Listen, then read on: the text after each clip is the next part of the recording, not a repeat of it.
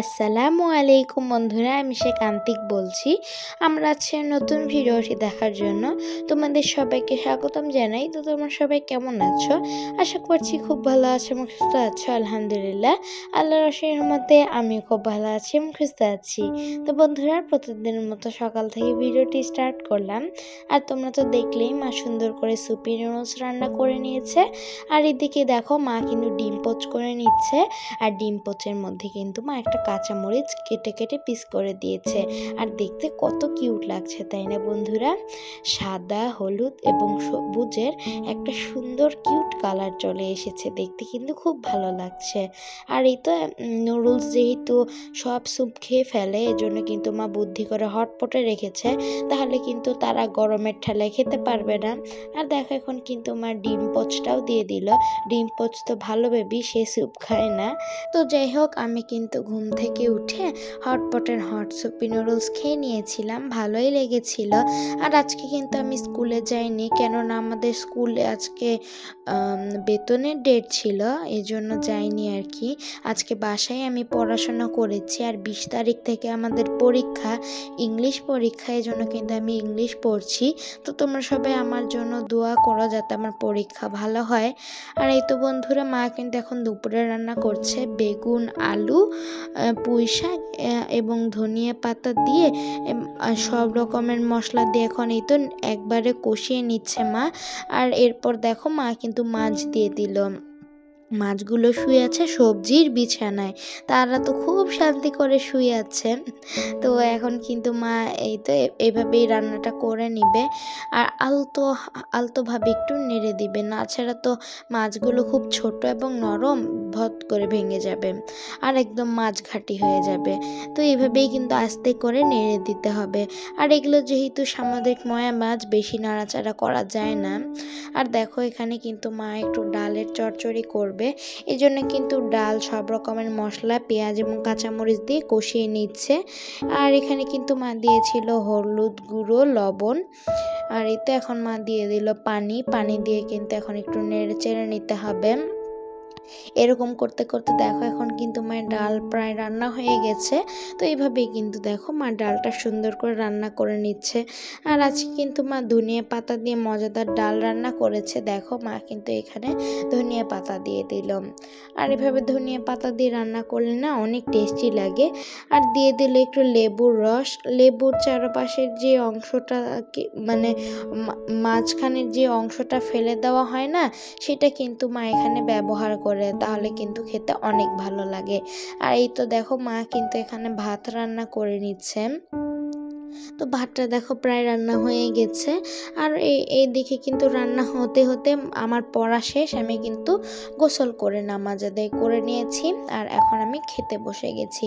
আমার তো ভীষণ ক্ষুধা পেয়ে গেছিল। তো এখন কিন্তু আমি এই সবজি দিয়ে মাছের একটা মজাদার কম্বিনেশনটা খেয়ে নিচ্ছি। মানে এত সুন্দর একটা ফ্লেভার এসেছিল, এগুলো সব মিলে খুবই ভালো লাগছিল খেতে, আলহামদুলিল্লাহ। আর ডালটা তো অনেক টেস্টি ছিল, তোমরা তো জানোই আমার তো ডাল অনেক প্রিয়। আর খাওয়া দাওয়া শেষ করে কিন্তু আমি একটু রেস্ট নিয়েছিলাম, কেননা সকাল থেকে পড়াশোনা করেছি, এজন্য একটু রেস্ট নিয়েছি। আর রেস্ট না নিলে কিন্তু পরে উঠে পড়াশোনা করতে পারবো না। আর আজকে কিন্তু কোচিংয়েও যাইনি, সারাদিন ইংলিশই পড়েছি। তো রেস্ট নেওয়ার পর কিন্তু আমি নামাজ আদায় করে নিয়েছি এবং এরপর একটু পড়াশোনা করছিলাম। তারপরে কিছুক্ষণ পর মা এসে আমাকে মা তো ঘুমাচ্ছিল, মা এসে আমাকে বলল যে চলো আমরা একটু বাহিরে হাঁটতে যাই। আর মাও কিন্তু নামাজ আদায় করে নিয়েছে, তারপর কিন্তু আমরা বাহিরে হাঁটতে চলে গিয়েছিলাম। আর শুনেছিলাম যে সানিহা এবং সাইমা আপু কিন্তু পার্কে গিয়েছে, এর জন্য কিছুক্ষণ থেকে আর খেলা হলো না, চলে এসেছি মাগরিবের আজান দেওয়ার পর। আর দেখো আজকে তোমাদের সাথে আচার রান্না করার ভিডিও শেয়ার করব। মা কিন্তু সরিষার তেলের মধ্যে দেখো জল একটু, মানে সরিষার তেলের মধ্যে একটু রসুন সুন্দর করে ভেজে নিয়েছে। আর এখন কিন্তু মা তারপরে দিয়ে দিয়েছে কিছুটা কেটে রাখা জলপাই। তারপর কিন্তু মা দিল স্বাদ মতো লবণ, মরিচ গুঁড়ো, আর দিয়েছে হলুদ গুঁড়ো, আর সাথে কিন্তু চিনিও দিয়েছিল। আর এই তো এখন কিন্তু মা দিয়ে দিল একটা তেজপাতা। আর এই তো এখন চিনিটাও দিয়ে দিল। তো তবে খুব বেশি চিনি দেয়নি, কেননা এই আচারটা হবে একটু টক মিষ্টি এজন্য। আর খিচুড়ির সাথে তো টক মিষ্টি আচার খেতে অনেক ভালো লাগে। তো দেখো মা কিন্তু চিনিটা দিয়ে দিল, দিয়ে এখন নেড়ে চেড়ে নিবে। আর এইভাবেই কিন্তু পর্যায়ক্রমে মা নেড়ে চেড়ে নিবে। তারপর দেখো একটা লাল কালার আসবে। আর আর এই গুঁড়ো মরিচ দেওয়ার কারণে একটা সুন্দর কালার আসে, আর দেখতে অনেক লোভনীয় লাগে, খেতেও মজা লাগে। আর এই আচারের স্বাস্থ্য ভালো রাখার জন্য কিন্তু মা এখানে ব্যবহার করেছে ভিনেগার। আর তোমরা তো আচার রান্না করার জ্বালাটা জানোই, সব সময় নেড়ে চেড়ে নিতে হয়, নাড়তেই চাড়তে হয়, কখনো থামাই যায় না। আমি যেহেতু নতুন শুনছি এজন্য কিন্তু তোমাদেরকে বলছি, আগে জানলে তো বলতাম না, আজকে একটু তোমাদের সাথে শেয়ার করলাম।